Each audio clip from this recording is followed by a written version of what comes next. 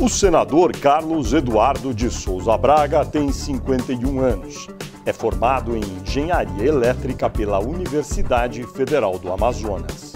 Aos 21 anos, Eduardo Braga foi vereador em Manaus. Depois elegeu-se deputado estadual, deputado federal e governador do Amazonas. Em 2010, Braga elegeu-se senador e apoiou Dilma Rousseff para presidente. No Senado, faz parte do chamado Grupo Independente do PMDB e, em março de 2012, foi nomeado por Dilma Rousseff líder do governo no Senado. Olá, internauta, bem-vindo a mais um Poder e Política Entrevista. Este programa é uma realização do jornal Folha de São Paulo, do portal folha.com e do UOL. A gravação é sempre realizada aqui no estúdio do Grupo Folha, em Brasília. E o entrevistado desta edição do Poder e Política é o ex-governador do Amazonas, senador pelo PMDB do Amazonas agora, líder do governo no Senado, Eduardo Braga. Senador, muito obrigado por comparecer aqui ao estúdio do Grupo Folha. Eu começo perguntando, acabou a crise política de relacionamento entre o Palácio do Planalto e o Congresso?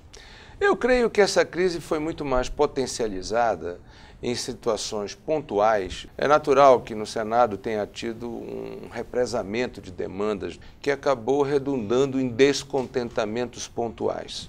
Nesta semana em que parece que desanuviou um pouco ali o clima entre o Palácio e o Congresso, também foi uma semana em que o ministro Guido Mantega esteve na Câmara conversando com congressistas e, por parte do governo, a ministra Idely Salvati disse, há uma promessa de liberação de emendas dos deputados e dos senadores até a metade do ano.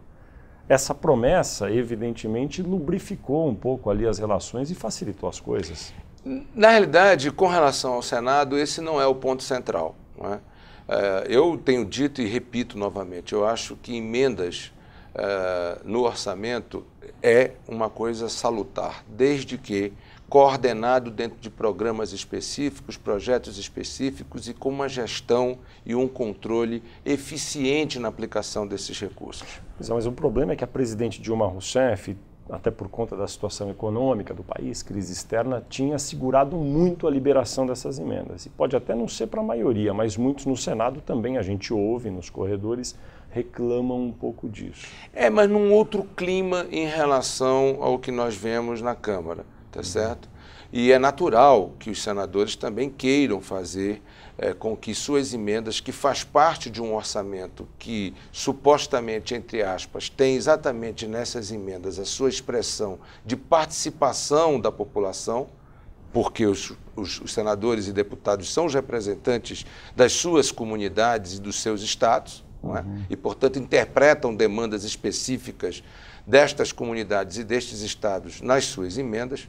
Portanto, eu creio que é natural que essa demanda aconteça, mas no Senado não é esse o ponto central. Qual que é o ponto central do Senado, então? Na minha opinião, ampliação da interlocução do governo com os senadores. Veja, o Senado é composto por ex-governadores, ex-ministros, ex-presidentes da República. Nós costumamos dizer que cada senador é praticamente uma instituição, não é? E que precisa ter um entendimento, porque gostaria de poder ser ouvido e poder influenciar na formulação dos programas do governo. E eu acho que esse talvez seja o ponto mais importante desse novo momento que nós estamos vivendo, a ampliação da interlocução do governo com os senadores da República. No caso da Câmara, o senhor acha que é diferente mesmo? São interesses mais paroquiais, alguns diriam fisiológicos até? Não, eu não diria isso. Eu acho que eu já fui deputado federal e, veja, você quando está na Câmara dos Deputados, você está num outro momento da sua vida pública, não é? E a Câmara são mais de 500 representantes ali. E, portanto, você tem, obviamente, demandas que vão de A a Z dentro da Câmara dos Deputados. E a Câmara dos Deputados vive também uma outra circunstância, né? O PMDB, que é um dos grandes partidos dentro da Câmara, tem o seu líder já anunciado como um possível acordo com o PT, o próximo presidente da Câmara dos Deputados. Isso significa dizer que a cadeira de liderança do PMDB na Câmara está, neste momento, em franca disputa, o que cria um outro clima dentro do PMDB no caso da Câmara. Dentro do PT, há também as suas questões internas e as suas divisões internas dentro do PT. Isso tudo tem que ser administrado num cenário como que você acabou de colocar, onde existem demandas dos estados, demandas pontuais, represamentos dessas demandas e num caldo de cultura que a gente tem que compreender e fazer uma leitura diferente do que acontece no Senado. Nesse caso aí que o senhor mencionou, o líder do PMDB na Câmara, Henrique Eduardo Alves, do PMDB do Rio Grande do Norte, é candidato declarado a presidir a Câmara a partir do ano que vem. A antecipação, portanto, dessa disputa atrapalha um pouco, é isso? Eu creio que sim. Tanto é que no Senado não é nem um pouco recomendável que nós façamos nesse momento antecipação de qualquer disputa à sucessão do presidente Sarney. Houve uma polêmica quando o senhor assumiu o cargo de líder no governo. O senhor declarou que gostaria de atuar evitando práticas de sempre, ou práticas antigas. E houve várias interpretações sobre essa expressão. O que o senhor quis dizer exatamente? Bem, na realidade nós temos que voltar ao contexto de quando eu cheguei à liderança. Na realidade eu tomei posse como indicado da presidência para a liderança do governo e algumas horas depois disso o PR anuncia o seu desligamento da base em função de questões de ministério, etc. e tal.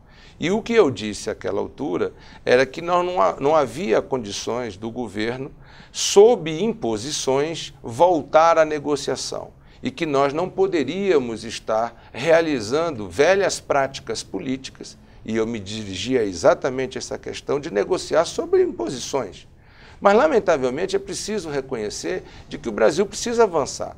O Brasil é um país que está em transformação econômica, em transformação social, com uma mobilidade social histórica e recorde. Então, as velhas práticas, ou práticas antigas, ou práticas de sempre, seria essa forma de atuar de alguns partidos ou políticos, de pressionar o governo para ter alguma vantagem e daí votar a favor do governo, é isso? É isso que basicamente as pessoas identificam e acham que não é essa a função principal do parlamentar. Não é? Durante anos, nossa classe política, principalmente o Congresso, veio perdendo credibilidade junto à opinião pública exatamente por uma imagem estereotipada de uma minoria que acaba contaminando a maioria dos parlamentares. Eu acho que nesse momento é um momento em que nós estamos passando por uma reflexão. Agora veja só, quando o senhor disse que ia mudar um pouco as práticas, o governo federal vem sendo comandado pelo PT agora há 9 anos e 3 meses, com 8 anos de Lula, 1 ano e 3 meses de Dilma. Essa prática não serviu até agora? Bem, na realidade, o Brasil vem mudando. É o que eu disse ainda há pouco. Você tem uma situação em que o país, quando Lula chegou à presidência, o Brasil tinha um risco Brasil elevadíssimo, uma taxa cambial pressionando a nossa economia de forma exacerbada, um desequilíbrio na balança comercial. Portanto, o Brasil vivia um momento econômico extremamente difícil. E os governantes tinham que fazer mais concessões aos políticos? Para poder ter condições de governabilidade. Caso contrário, não conseguiriam fazer com que algo extremamente importante para o país pudesse passar numa casa que depende de uma relação direta com o eleitor. Ou seja, Lula tinha que ser um pouco mais leniente com as práticas antigas de fisiologia. Eu não diria leniente, eu acho que ele precisava ter a capacidade e a habilidade de poder transitar um período em que a economia brasileira, a questão dos déficits e das desigualdades sociais, econômicas e regionais do país eram gritantes e havia grandes fossos que separavam e segregavam o Brasil em vários Brasis. Mas nesse caso, então, o ex-presidente Lula e até a presidente Dilma no começo do mandato tinham que pactuar um pouco mais com essas outras forças no Congresso, mais fisiológicas, e agora isso vai mudando? É isso que está acontecendo? Eu acho que a sociedade vai mudando. E o governo e os seus representantes são um tanto quanto o espelho dessa sociedade. E olhando para o futuro, olhando para 2014, olhando para 2016, 2018, a sociedade brasileira e as demandas do nosso povo mudam. E olha, quem por primeiro escreveu e teve coragem de falar sobre isso foi o Fernando Henrique, que escreveu um artigo sobre a questão da influência e do peso da classe média na política brasileira, e o mundo desabou sobre a cabeça do Fernando Henrique. Não é? Isso aconteceu há pouco mais de um ano atrás, quando Fernando Henrique se manifestou dizendo que o PSDB precisava entender que tinha perdido a disputa pela classe D e E, por causa das políticas de transferência de renda e de políticas de inclusão social que o PT trouxe para o governo, e o governo de coalizão do PT trouxe para os estados. Eu posso falar, inclusive, do estado do Amazonas, que implementou não só o Bolsa Família, mas o Bolsa Floresta e outros, e que o Fernando Henrique dizia, é preciso prestar atenção, portanto, num novo movimento que é social da classe média brasileira.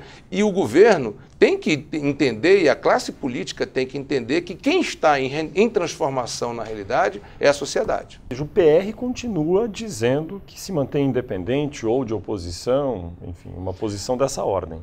Mas na realidade, se você analisar, praticamente, não tem sido essa a postura dos votos do PR, né? E não tem sido essa a postura dos deputados do PR. O que o PR quer, afinal, então?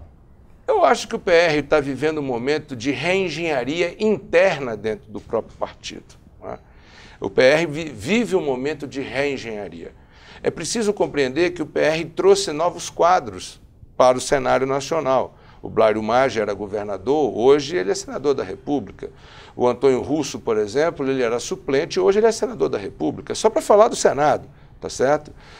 E outros quadros também saíram. O Clésio Andrade, por exemplo, saiu do PR e veio para o PMDB. Portanto, há uma reengenharia dentro do PR, o que vai fazer com que o PR tenha um novo direcionamento e haja, portanto, uma decisão que é autônoma, independente do PR e que nós estamos esperando e aguardando que esta seja uma decisão construtiva por parte do PR para que nós possamos voltar a ter um diálogo construtivo com o partido. Agora, explique um pouco, do ponto de vista da engenharia política, o que muda, então, de prático com a sua chegada à liderança do governo no Senado? Veja, o líder do governo, na realidade, é um general sem exército. Porque quando você é líder partidário, o seu exército são os membros do seu partido, para que as pessoas possam compreender claramente, né? Então, a nossa primeira estratégia é ampliar a interlocução para que nós possamos ter interlocutores comprometidos com um projeto, se sentindo representado nesse projeto, acima das questões partidárias. Ou seja, de forma plural e sobre as questões partidárias, nós precisamos ter interlocução com várias lideranças que são formuladores dentro do Senado, para que nós possamos ter, então, entre aspas, exército comprometido com o projeto de transformação. Isso não era feito antes? Não se percebia isso, pelo menos. Como assim? Não se percebia. Não havia um exercício de inclusão e de interlocução com vários agentes que são hoje destaques dentro do Senado. O senhor acha que esses acenos que foram feitos pelo governo de liberação de verbas de emendas não tiveram influência nesse caso? No caso do Senado, não. Nós não tratamos dessa questão com os senadores. O senhor acha que, por ter fazer parte de um grupo chamado de Grupo dos Independentes do PMDB, que o senhor vai conseguir agregar alguns senadores desse grupo àqueles que votam de maneira mais frequente a favor das posições do Planalto? Tudo depende da qualificação da interlocução e da capacidade de convencimento. Vamos citar o caso do senador Jarbas Vasconcelos, por exemplo, que, na minha opinião, é um excepcional quadro do PMDB, com valores extremamente importantes para o PMDB e para o país, e que precisa cada vez mais poder participar de forma direta ou indireta da formulação de algumas das principais matérias no Senado da República. Não é? Portanto, o que eu quero dizer é exatamente isso. Eu acho que é possível, com interlocução, qualificação dessa interlocução, trazer cada vez mais valores qualificados para ajudar na formulação desses projetos importantes. O senador Jarbas Vasconcelos, do PMDB de Pernambuco, que o senhor cita aqui, ele elogia, enfim, a sua nomeação para líder do governo no Senado, mas tem sérias críticas à forma como a presidente Dilma Rousseff se relaciona com os políticos, faz duras críticas a ela. O senhor acha que é possível haver uma reconciliação, hein? Eu costumo dizer o seguinte, só não muda de opinião quem não tem opinião. Né?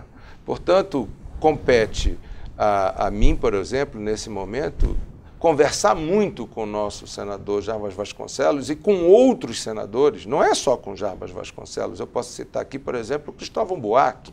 Com essa capacidade de articular, de conversar, de construir, é possível desobstruir o diálogo e avançar sobre questões importantes, inclusive na relação e na opinião que determinados senadores possam ter em relação à presidenta e a opinião da presidenta em relação a determinados senadores. O senhor enxerga a presidente Dilma Rousseff se interessando em convidar políticos para conversar como Jarbas Vasconcelos, que são tão críticos a ela? Eu não posso enxergar, eu posso dizer do meu desejo. Eu gostaria muito de que nós conseguíssemos ter esse momento de reflexão da presidenta com vários dos nossos companheiros, de forma descontraída, informal, para que nós possamos... O senhor já falou isso para ela? Já.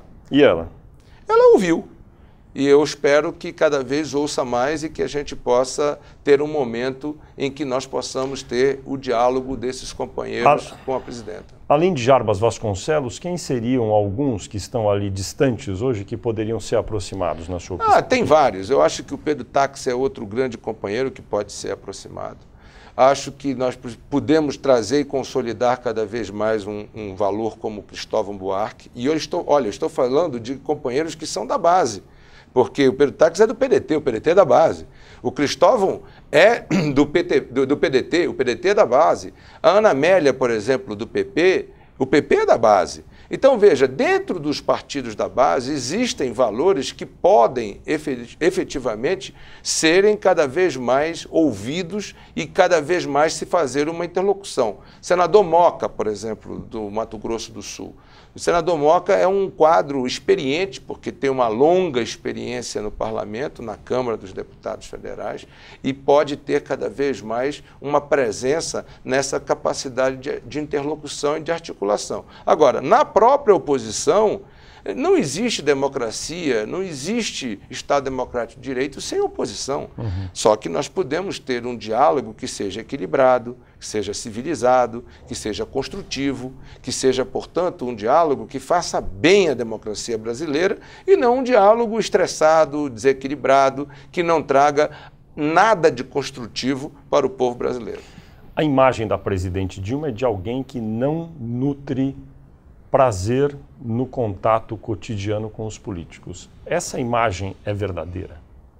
Olha, a minha experiência pessoal com a presidenta Dilma é muito positiva. Eu conheci a presidenta Dilma há muitos anos atrás, ainda na transição do governo Fernando Henrique para o governo Lula, não é? Depois ela foi ministra das Minas e Energias e eu governador do estado do Amazonas, e o Amazonas vivia um colapso na energia. E eu sou engenheiro eletricista.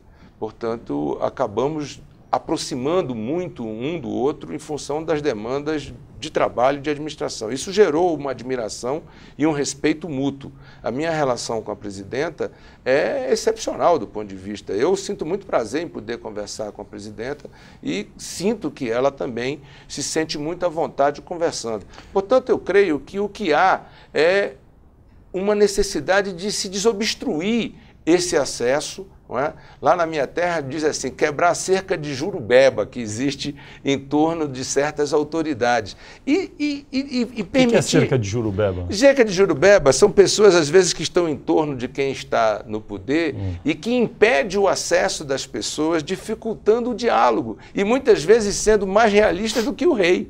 Não é? Às vezes, impossibilitando que as pessoas possam ter contato por excesso de zelo. O senhor tem contato frequente, diário, com a presidente Dilma? Não, não é diário, porque é impossível uma presidenta ter contato diariamente com o seu líder ou com qualquer parlamentar. Mas posso dizer que tem um contato frequente com a presidenta. Como que é o acesso, o modus operandi da presidente? O senhor liga, ela devolve a ligação para o senhor? Como funciona? Basicamente, sim. Até porque a presidenta tem audiências, tem compromissos, etc., e não é toda hora, todo momento que ela está disponível para atender um telefonema. Mas ela, com certeza, retorna sempre que possível, conversa, marca, vamos a audiências, conversamos francamente sobre os problemas. Há vários indícios de envolvimento impróprio do senador Demóstenes Torres, do Democratas de Goiás, com Carlinhos Cachoeira. Há um pedido já, o Conselho de Ética abriu um processo para investigar se houve quebra de decoro. O senhor acha que já há indícios suficientes para abrir esse processo? Eu não sei, não posso avaliar, primeiro porque eu não conheço as informações que estão nos processos. Agora é que finalmente o Ministério Público vai... Já foram publicadas várias informações. Várias informações foram publicadas, mas nós não temos acesso ainda ao que efetivamente está dentro do processo. Tem duas coisas que é preciso ser dito. Primeiro, que a questão criminal, no caso do senador, é o Supremo, o órgão competente para analisar. No caso de decoro, aí sim é responsabilidade do Senado. É preciso que nós tenhamos todas as questões e as informações para que a gente possa fazer esse julgamento de forma isento e correto. É muito triste a gente olhar para trás e ver, por exemplo, fatos como aconteceu com aquele nosso presidente da Câmara, lá do Rio Grande do Sul, que foi julgado, condenado, e depois de anos se descobriu que ele não era culpado. Não estou aqui defendendo ou dizendo que o Demóstenes é culpado ou inocente. Eu só quero dizer que no Estado Democrático de Direito é preciso assegurar a todos o amplo direito de defesa. Eu não quero aqui julgar prematuramente o nosso senador Demóstenes Torres, até porque eu não sou membro do Conselho de Ética, tá certo? E vou me manifestar, se for o caso, apenas no plenário. A quebra de decoro é um pouco mais simples de ser avaliada, porque é um comportamento, não é? Aí há alguns fatos já notórios e que são admitidos pelo próprio senador, para receber presentes de uma pessoa que agora está presa, acusada de comandar um esquema ilegal de jogos, pedir dinheiro para essa pessoa, receber um telefone para falar de maneira criptografada com essa pessoa que é, enfim, um contraventor. Isso não é quebra de decoro? Se comprovado e configurado, como posto por você, claro que isso indica uma quebra de decoro. Agora, é preciso ter acesso aos autos... Mas o próprio senador já disse que é verdade. Com relação à questão do presente, etc., veja, às vezes você tem uma situação em que você pode receber algo sem que haja dolo, sem que haja má-fé.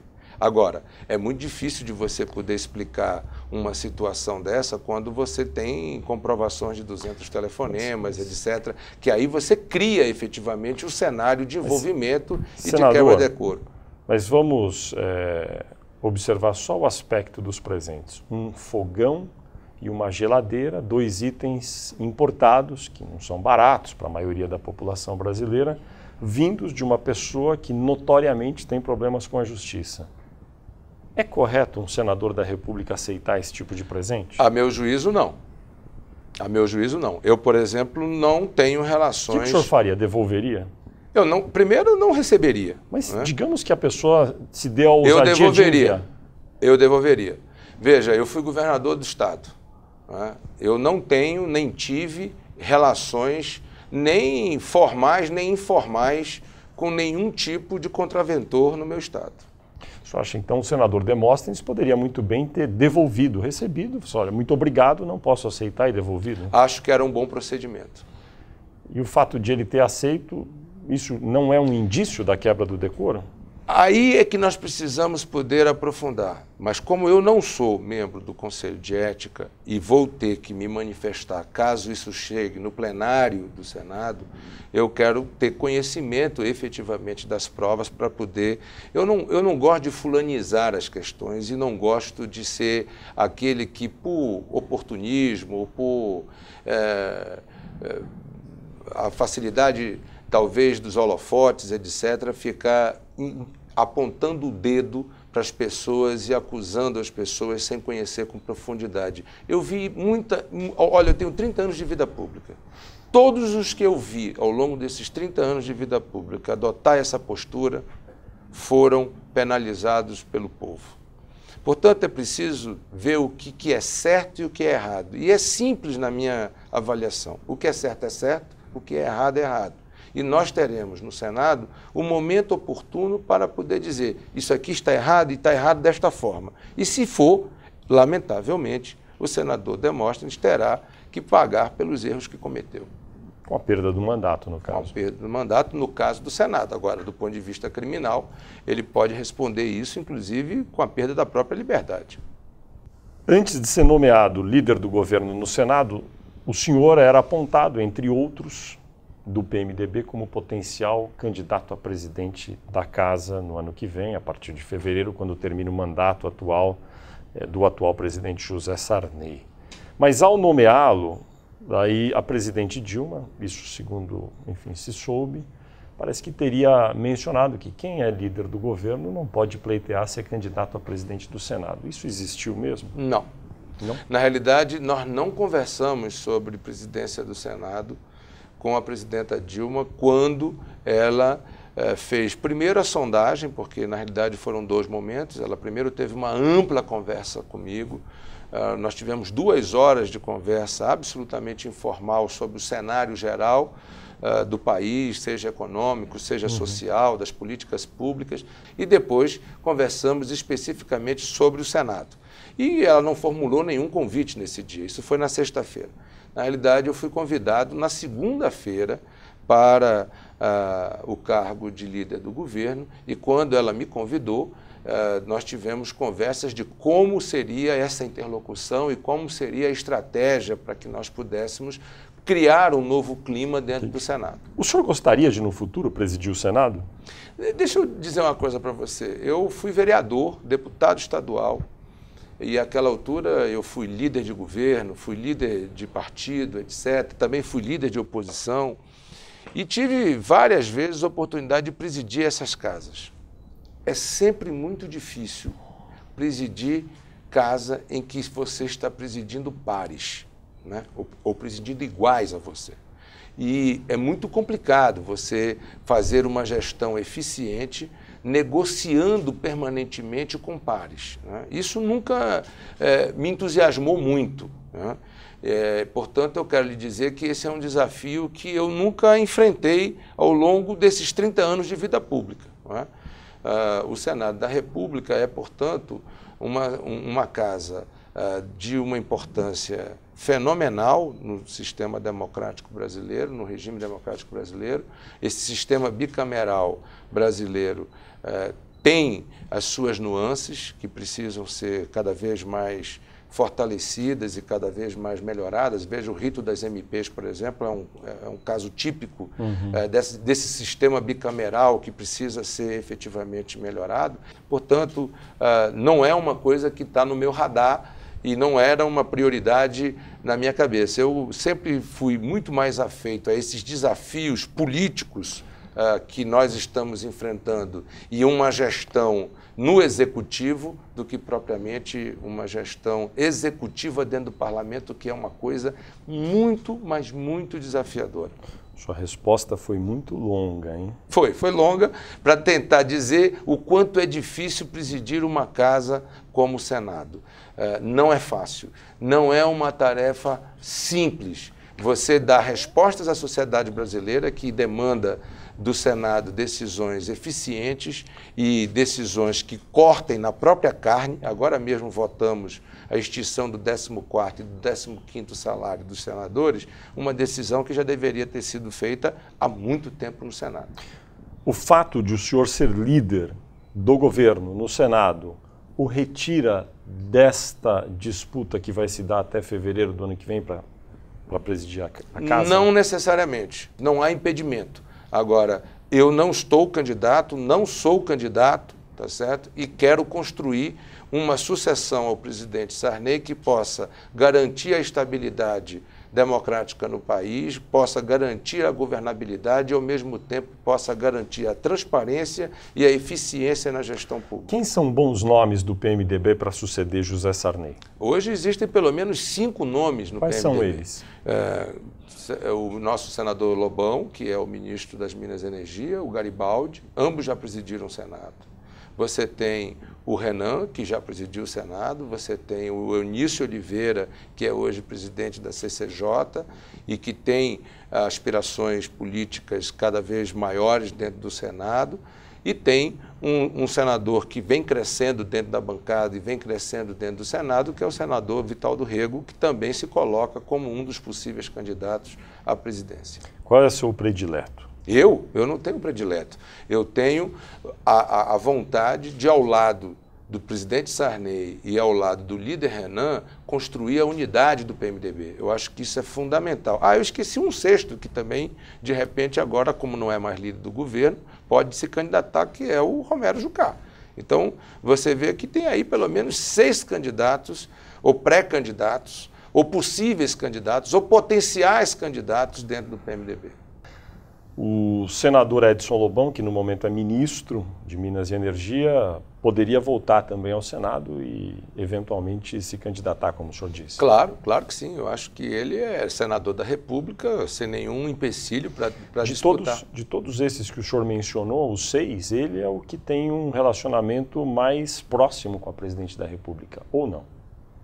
Sim, acho que sim, mas eu poderia dizer também a você que não é apenas o relacionamento com a presidenta que vai estabelecer o resultado dessa eleição, até porque o Senado é uma casa e um poder independente, aonde, como eu te disse no início dessa reportagem ou dessa entrevista, cada senador é praticamente uma instituição, portanto, conquistar o voto de uma instituição não é tarefa muito fácil. É verdade que a presidente Dilma desejaria o senador Renan Calheiros se candidatando ao governo de Alagoas para ter alguém ligado a esse campo hoje governista naquele estado? Eu não saberia lhe dizer. Eu acho que o Alagoas tem sido um dos estados que é desafiador, não é? Acho que o governo brasileiro e também os políticos de Alagoas buscam, nesse momento, algumas soluções importantes para aquele povo. Veja, Alagoas tem os piores índices na área de segurança pública do país, estão lá, né? Nós temos grandes dificuldades de políticas públicas porque há um endividamento muito grande do estado de Alagoas e uma capacidade de investimento com recursos próprios muito baixa. É preciso fazer uma reengenharia no estado de Alagoas. Não sei se é esse o desejo do nosso líder Renan, mas o Renan é um político experiente que conhece muito bem os caminhos aqui em Brasília e sempre muito bem sucedido naquilo que enfrentou e desafiou para si mesmo, né? Agora, é uma decisão muito pessoal do líder Renan. A presidente nunca mencionou esse assunto com o senhor? Você sabe que tem certas conversas com a presidente que a gente não revela, né? Mas eu posso dizer a você que não é esse o ponto central das nossas conversas com a presidente. Diminuição do quadro de funcionários. O Senado tem muitos funcionários hoje, o número ideal ou não? Na minha opinião, tem muitos. Teria que diminuir? Ou diminuir ou fazer o reaproveitamento dos funcionários em novas funções. Não dá para ficar contratando mais funcionários com o número de funcionários que nós temos. Eleições 2012, o senhor era, até algum tempo atrás, até citado como candidato a prefeito de Manaus. Como está a situação da sucessão em Manaus para prefeito hoje? Bem, ainda bem que você perguntou e meio que riu sobre esse negócio. Quer dizer, o povo da minha cidade, eu sou muito grato a isso, tem um carinho muito grande pela gente. Eu acho que fruto do trabalho que nós realizamos e eu tenho consciência que isso impõe a cada um de nós uma responsabilidade muito grande. Manaus vive hoje um momento muito especial, porque tem um prefeito que representa uma geração política que está próxima de encerrar o seu ciclo, não é? E haverá, portanto, uma grande oportunidade de renovação política. Quem é seu candidato a prefeito de Manaus? Estamos construindo dentro da nossa aliança. Eu espero, sinceramente, que o PMDB possa ter candidato próprio. Quem seria ele? Tem vários nomes. Um deles é o nosso atual vice-governador, José Melo, e o outro é um deputado estadual que já está no 4º mandato, por 3 vezes foi o mais votado na capital, chamado Marcos Rota. 2014, o PT e o PMDB devem repetir a aliança no plano nacional? Eu acho que é uma grande possibilidade. Esse projeto vem se demonstrando um projeto vitorioso, vem se mostrando um projeto que vem dando ao Brasil as condições necessárias para que o Brasil se transforme para melhor, em vários aspectos, no aspecto econômico, no aspecto social, na mobilidade social, nas políticas públicas. Nós precisamos avançar. Eu acho que a decisão do FUNPRESP dá mais um fôlego nessa posição de transformação e, portanto, eu acho que essa aliança deve continuar. Senador Eduardo Braga, líder do governo no Senado, muito obrigado por sua entrevista à Folha e ao UOL. Eu que agradeço. Eu espero poder ter esclarecido as dúvidas e quero dizer que você me apertou muitas vezes aqui sem me abraçar.